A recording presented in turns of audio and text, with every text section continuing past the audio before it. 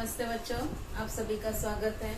आज हम पाठ 15 ध्वनि, इसमें मानव निर्मित ध्वनि और ध्वनि क्षेपक से ध्वनि मिलती। मानव निर्मित ध्वनि मतलब मनुष्य के द्वारा जो बोलते हैं तो वो ध्वनि का निर्माण कैसे होता है, और ध्वनि क्षेपक मतलब लाउड स्पीकर से ध्वनि का निर्माण कैसे होता है। बच्चा, अगर आप थोड़ा जोर से बोलें या फिर गाना गाओ या फिर मधुमक्खी की तरह गुंजन करो और अपने एक हाथ की उंगलियां गले पर रखो तो आपको जो है कुछ कंपन महसूस होते हैं। महसूस किए होंगे आपने। अब मनुष्य में जो ध्वनि का निर्माण होता है स्वर यंत्र में होता है। यहाँ पर स्वर यंत्र दिखाया है, देखिए। स्वर यंत्र कौर निगलते समय अपने हाथों की उंगलियां गले पर आप रखते हो तो कुछ हिलने वाला एक उभार महसूस होता होगा। यही स्वर यंत्र है। खाना खाते समय आप जब कौर निगलते हैं और हाथों की उंगलियों को अगर गले पर रखते हैं तो कुछ हिलने वाला सा एक उभार आपको महसूस होता है। यही स्वर यंत्र है, लैरिंक्स है। यहाँ आकृति में देखिए, यहाँ पर श्वास नलिका के ऊपरी भाग में होता है। ये श्वास नलिका दिख रही है, ये श्वसन नलिका। इस श्वसन नलिका के ऊपरी भाग में ये स्वर यंत्र होता है। इसमें 2 स्वर तंतु होते हैं, वोकल कॉर्ड्स। इसमें ये जो स्वर तंतु दिखाए हैं 2 स्वर तंतु, ये स्वर यंत्र है। इसमें 2 स्वर तंतु होते हैं। इन स्वर तंतुओं के बीच की जगह से हवा श्वसन नलिका में जा सकती है। फेफड़ों की हवा जब इस जगह से जाती है तब स्वर तंतु कंपित होते हैं। ये स्वर तंतु जो है, फेफड़ों की हवा जो है यहाँ से जाती है तब ये स्वर तंतु कंपित होते हैं और ध्वनि की निर्मिति होती है। स्वर तंतुओं से जुड़ी हुई जो मांसपेशियां हैं, इन तंतुओं के तनाव को कम अधिक कर सकती है। स्वर तंतुओं का तनाव अलग अलग होने पर निर्माण होने वाली ध्वनि जो होती है अलग अलग होती है। इसके लिए एक आप प्रयोग कर सकते हैं कि साइकिल के निरुपयोगी ट्यूब से रबड़ के 2 समान आकार वाले टुकड़े काट लो।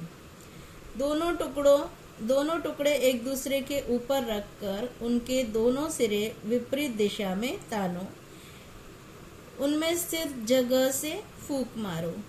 तने हुए रबड़ के टुकड़ों में से हवा बहने लगते ही ध्वनि का निर्माण होता है। मानवीय स्वर यंत्र का कार्य इसी प्रकार से चलता है। पुरुषों के जो स्वर तंतु होते हैं लगभग 20 मिलीमीटर लंबे होते हैं और स्त्रियों में इसकी लंबाई 15 मिलीमीटर होती है। छोटे बच्चों में तो और भी कम होती है, इसलिए पुरुष, स्त्री और छोटे बच्चे इनकी आवाज अलग अलग स्तर की होती है। करके देख सकते हो, करो और देखो। कुत्ते के भौंकने की भो भो आवाज, बिल्ली के म्याऊं म्याऊं आवाज, ऐसी आवाज निकालो। परंतु ये आवाज निकालते समय स्वर तंतु पर पड़ने वाला तनाव पर भी ध्यान दो। ये जो स्वर तंतु है इस पर तनाव जो है बदलता है। इसके कारण अलग अलग आवाजें निकालते समय स्वर तंतु पर पड़ने वाला तनाव भी बदलता है। ये आप महसूस करेंगे। इस आकृति में देखिए, ये अन्न नलिका और श्वास नलिका दोनों पास पास ही होती हैं।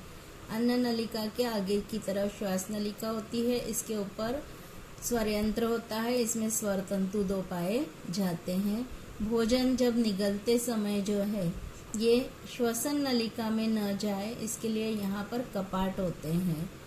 तो श्वसन नलिका के जो कपाट जो होते हैं वो बंद हो जाते हैं, जिससे भोजन जो है भोजन नलिका में, अन्न नलिका में जाता है। अगर श्वसन नलिका में चला जाता है तो एकदम ठसका लगता है ना, और बाहर आ जाता है कण जो भोजन का होता है। इस तरह से ये मानवीय स्वर तंत्र की रचना दिखाई है। देखिए यहाँ पर, देखिए बच्चों, ध्वनि क्षेपक दिखाए गए हैं। ये लाउड स्पीकर जिनको बोलते हैं आप। ध्वनि क्षेपक से भी आवाज की निर्मिति होती है, ये आपको मालूम है।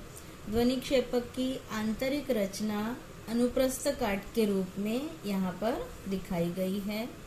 इसमें एक स्थायी चुंबक होता है। इसके चारों ओर लपेटी हुई कुंडली में से जब विद्युत धारा प्रवाहित होती है तो चुंबकीय क्षेत्र का निर्माण होता है।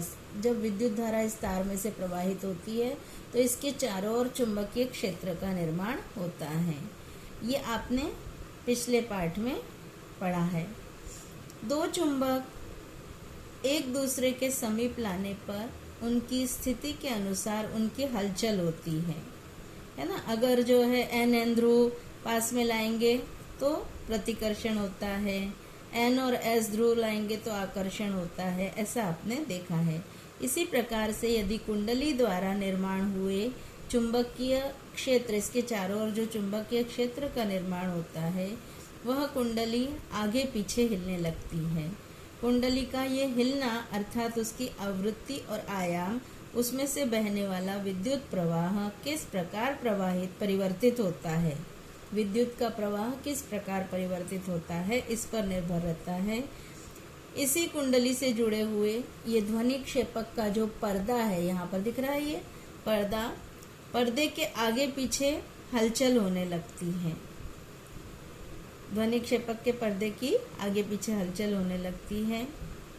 जैसे आपने देखा है पहले कि स्वरित्र की द्विभुज की भुजाओं के आगे पीछे होने पर, हलचल होने पर हवा में ध्वनि तरंगों का निर्माण होता है। इसी तरह से यहाँ पर ध्वनि क्षेपक के पर्दे के आगे पीछे होने से, हलचल होने के कारण हवा में ध्वनि का निर्माण होता है। ध्वनि का निर्माण करने वाले इसी ध्वनि क्षेपक लाउडस्पीकर के पर्दे को हल्का सा अगर आप स्पर्श करके देखते हैं तो पर्दे पर कंपनों का अनुभव आप ले सकते हैं। ध्वनि क्षेपक का उपयोग करके बहुत ऊंचे स्तर की आवाज का निर्माण किया जा सकता है। इसीलिए आपने देखा होगा कि सार्वजनिक स्थानों पर ध्वनि क्षेपक का उपयोग किया जाता है। लेकिन आपने पिछली कक्षा में ये सीखा है कि ध्वनि का स्तर लगभग 100 डेसिबल से अधिक होने पर ध्वनि हमारे लिए हानिकारक हो सकती है।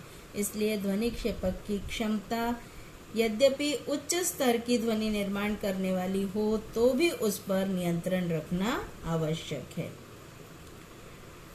करके देख सकते हो आप कि ध्वनि और ध्वनि निर्मिति का अध्ययन करते समय निर्माण होने वाली ध्वनि की अन्य को परेशानी न हो, इसकी हमें सावधानी बरतनी चाहिए। पर्यावरण को हानि पहुंचाने वाले और सामाजिक स्वास्थ्य बिगाड़ने वाले कुछ कारणों से ध्वनि प्रदूषण का समावेश किया गया है।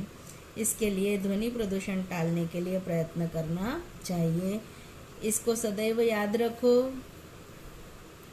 कि भ्रमण ध्वनि पर ध्वनि का स्तर डेसिबल इकाई में नापने के लिए आप ऐप का उपयोग कर सकते हैं और उससे जो है ध्वनि क्षेपक से भिन्न भिन्न दूरी पर खड़े होके इस ऐप की सहायता से मोबाइल में जो है ऐप डाउनलोड करके और फिर इससे ध्वनि क्षेपक से दूरी और आवाज़ का स्तर जो है आप पहचान सकते हैं, नाप सकते हैं कि कितने डेसिबल की आवाज़ है। बच्चों, यहाँ पर आपका पाठ खत्म होता है और इसको जो है आप पाठ को बार बार पढ़ के अच्छे से ध्यान से समझेंगे। आज इतना ही, धन्यवाद।